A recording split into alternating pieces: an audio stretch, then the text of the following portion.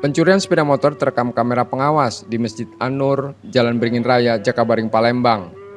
Pelaku masuk melalui gerbang masjid lalu menuju area parkir dan mengamati situasi sekitar. Saat kondisi sepi, pelaku membawa kabur satu sepeda motor dengan cepat. Saat kejadian, pemilik motor tengah melaksanakan sholat tarawih di dalam masjid, sehingga tidak menyadari kendaraannya telah hilang. Untuk pelaku saat ini sudah kami identifikasi dan segera kami akan melaksanakan untuk pengejaran terhadap pelaku.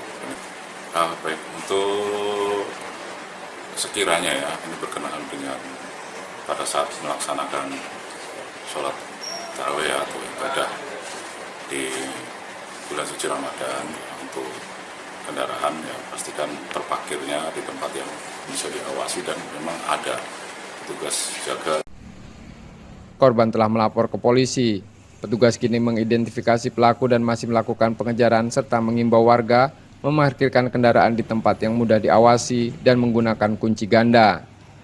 Yudi Kiswanto, Kompas TV, Palembang, Sumatera Selatan.